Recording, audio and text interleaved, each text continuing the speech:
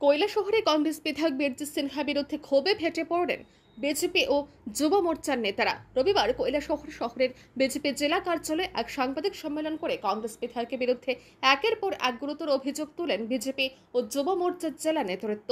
সাংবাদিক সম্মেলনে উপস্থিত ছিলেন যুব মোর্চার ঊনকোটি জেলা কমিটির সভাপতি অরূপ ধর, যুব মোর্চার রাজ্য কমিটির সম্পাদক শুভঙ্কর মজুমদার, বিজেপি ঊনকোটি জেলা কমিটির সভাপতি বিমল কর, সাধারণ সম্পাদক অরুণ সাহা, জেলা কমিটির মুখপাত্র দেবাশিস সেন এবং নারী নেত্রী চপলা রানী দেবরায়। বিজেপির মুখপাত্র দেবাশিস সেন অভিযোগ করেন, সম্প্রতি পাইতুর বাজার এলাকায় ঠিকাদারি কাজ নিয়ে অগ্নিগর্ভ পরিস্থিতির সময় কংগ্রেস বিধায়ক বীরজিৎ সিনহার গাড়ি থেকে লাঠি সোটা ও ধারালো অস্ত্র বের করা হয়েছিল, যা এলাকায় আতঙ্ক সৃষ্টি করে। পরবর্তীতে কংগ্রেস বিধায়কের নেতৃত্বে প্রশাসনের অনুমতি ছাড়াই অস্ত্রসহ মিছিল বের করা হয়, যা সম্পূর্ণ বেআইনি বলে দাবি করেন তিনি।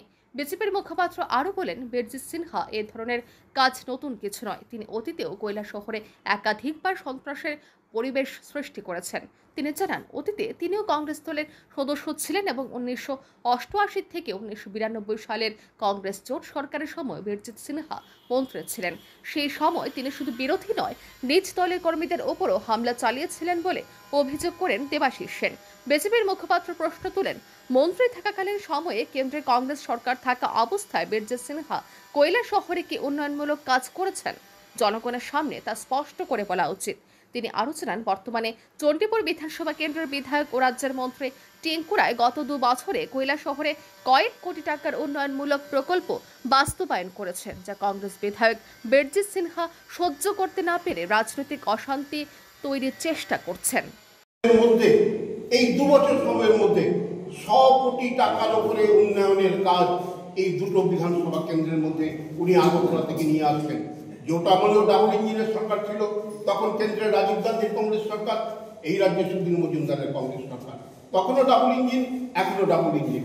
তখন যে কাজ করতে উনি ব্যর্থ হয়েছেন, এখন আমাদের মাননীয় মন্ত্রী টিঙ্কু রায় সদর্থক ভূমিকা পালন করে আমাদের ভারতীয় জনতা পার্টির দলকে নিয়ে উন্নয়নের এখানে একটা তুফান তুলে দিয়েছেন।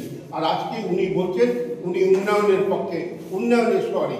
আসলে আমাদের কাছে উনার কাছে উন্নয়নটা সদর্থক, শুধু সেই উন্নয়নটা যেই উন্নয়নে উনার ভাগ, উনার অংশ, উনার স্বার্থ রক্ষিত হয়, সেই উন্নয়নের কাজে উনি সদর্থক ভূমিকা নেন।